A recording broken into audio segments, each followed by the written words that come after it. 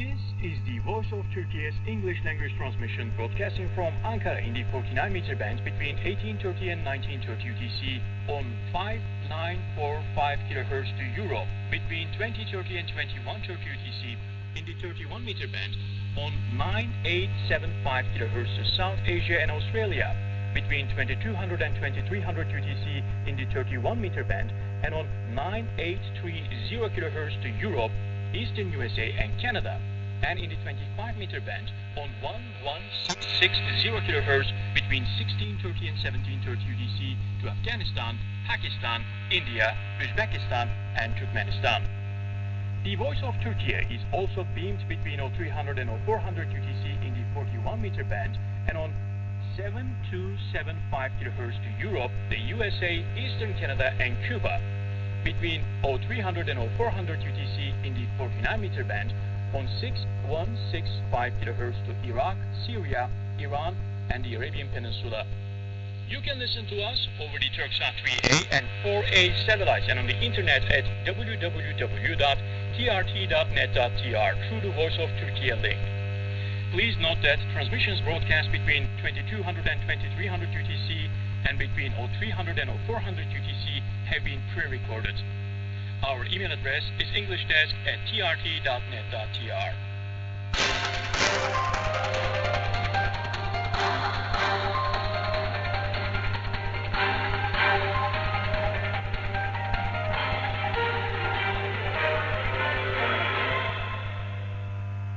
Ladies and gentlemen, hello. This is Halil İbrahim Sarıkaya from Voice of Turkey. Today is 7th of October 2022. You are listening to the news. President Recep Tayyip Erdogan held a phone conversation with Russian President Vladimir Putin. According to a statement made by the Directorate of Communications, during the meeting, the latest developments in the Russia-Ukraine war were discussed, as well as issues that will improve relations between Turkey and Russia. President Erdogan reiterated to Putin that they are ready to do their part in solving the Ukraine issue peacefully for the benefit of all sides. Swedish Prime Minister Magdalena Andersson said regarding her meeting with President Recep Tayyip Erdogan, "We had a good dialogue." Magdalena Andersson met with President Erdogan in Prague, the capital of Czechia, where she went for the European Political Community Summit. After the meeting, Andersson made a statement to the Swedish news agency TT. "We had a good dialogue with Erdogan," Andersson said, stating that they stand behind the triple memorandum signed within the scope of the NATO summit in Madrid, the capital of Spain, in June. Andersson said that she told Erdogan that the embargo on arms exports to Turkey has been lifted in this context. Magdalena Andersson emphasized that the new government in her country, which is expected to be announced next week, will also stick to the agreement. Iran probe finds Mahsa Amini died of illness. The death of Mahsa Amini, a young Iranian Muslim, was caused by illness, Iran's Forensic Medicine Organization said in a report on Friday. Amini had died as a result of cerebral hypoxia due to sudden heart rhythm disorder, decreased blood pressure, and loss of consciousness, and insufficient oxygen to the brain, according to the report. She underwent brain tumor surgery at the age of 8, and as a result she had underlying and thyroid disorders in the hypothalamus and pituitary gland to the brain. She used hydrocortisone and levothyroxine and desmopressin drugs for this reason, according to the report. Amini experienced sudden heart rhythm disorder and loss of consciousness due to her chronic illness and inability to cope with the situation she was facing. Amini was suffering from cerebral hypoxia as a result of insufficient intervention at the time of the incident, the report said. Finland hopes Turkey would ratify its NATO membership. Finland hopes Turkey to ratify its NATO membership as the country fulfills obligations under a trilateral memorandum. Prime Minister Sanna Marin said on Friday, "We have to hope that Turkey will ratify our NATO membership as soon as possible," Marin told reporters ahead of the European Council informal meeting in the Czech capital Prague. Marin said that on Thursday she discussed the NATO ratification process with Turkish President Recep Tayyip Erdogan, adding he said that Finland isn't an issue. Sweden and Finland formally applied to join NATO in June, a decision spurred by Russia's war on Ukraine. However, Turkey voiced objections to the membership bid, criticizing the countries for tolerating and even supporting terrorist groups. A trilateral memorandum at a NATO summit in Spain, signed among the countries in June, stipulates that Finland and Sweden will not provide support to the YPG-PYD, the PKK Syrian offshore, or the Fethullah terrorist organization, the group behind the 2016 defeated coup in Turkey. Marin stressed that Finland is fulfilling the agreement.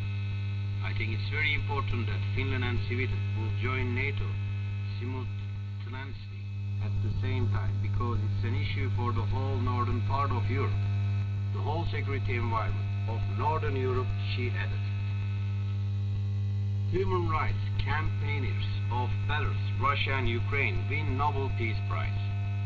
Jailed Belarusian activist Ales Bialyatsky, Russian organization Memorial and Ukrainian Groups Center for Civil Liberties, won the 2022 Nobel Peace Prize on Friday, highlighting the significance of civil society for peace and democracy. The prize will be seen by many as condemnation of Russian President Vladimir Putin and Belarus President Alexander Lukashenko, making it one of the most politically contentious in decades. The Norwegian Nobel Committee wishes to honor three outstanding champions of human rights, democracy and peaceful coexistence in the neighboring countries, Belarus, Russia and Ukraine, said committee chair Berit Reiss-Andersen. She called on Belarus to release Bialyatsky from prison and said the prize was not against Putin. "We always give the prize for something and not against someone," she told reporters. Belarusian security police in July last year raided office and homes of lawyers and human rights activists, detaining Bialyatsky and others in a new crackdown on opponents of Lukashenko. Authorities had moved to shut down non-state media outlets and human rights groups after mass protests the previous August against the presidential elections the opposition said was rigged. Istanbul Airport chosen world's best.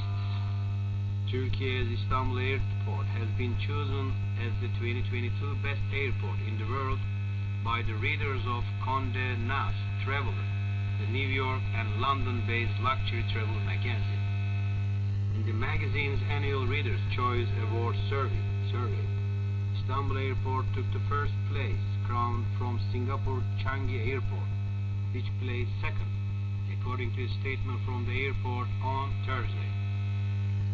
South Korea's Seoul Airport, Incheon International Airport, took the third place spot, followed by Switzerland's Zurich Airport and Haneda International Airport in Tokyo. Separately, Condé Nast Traveler said on Tuesday that Istanbul Airport, which opened in 2019 with a signature tulip-shaped control tower, was rated highest for design and security. Often used as a getaway of the rest of Turkey and further afield in Asia, it's a popular choice thanks to its luxurious lounges, such as the Turkish Airlines lounge and brand new amenities, the magazine said. Condé Nast Traveler has 5 million print and 16 million digital readers monthly, as well as 16 million followers on social media. Turkish women's volleyball team, affectionately known as the Sultans of the Net, will play against the US in their third match in Group F of the FIVB Women's World Volleyball Championship. The match to be played at the Atlas Arena in Polish city of Lodz, Łódź, will begin at 6:30 Turkish time, and the broadcast live on TRT Sport. The Turkish national defeated Germany in their first match and Canada in their second, without dropping a set either of them, and guaranteed a spot in the quarter-finals of the championship. The group stage of the event will be completed for the Sultans of the Net with a match they will play against Serbia on Saturday. Japan against Russia. While the echoes of Russian President Vladimir Putin's official signing of the decree of the annexation of Ukraine's Kherson, Zaporizhia, Luhansk, and Donetsk regions continued, additional sanctions were decided by Japan against Russia. In Japan, the government approved the freezing of the assets of 81 people and 9 more organizations that were associated with Moscow's annexation decision. It was learned that the decision covers the pro-Russian separatist senior government officials and military organizations in eastern and southern Ukraine, which are directly responsible for the annexation. Japan's Deputy Chief Cabinet Secretary, Seiji Kihara, and Russia's actions, which he described as classicity and unification, violate Ukraine's sovereignty and territorial integrity and international law. The Japanese government, which had previously decided to freeze the assets of many Russian individuals and organizations and provided humanitarian support to Ukraine, announced that it will gradually stop coal imports from Russia. Japan also opened its door to war victims who had to leave Ukraine. And that was the news brought to you by the Voice of Turkey. Goodbye.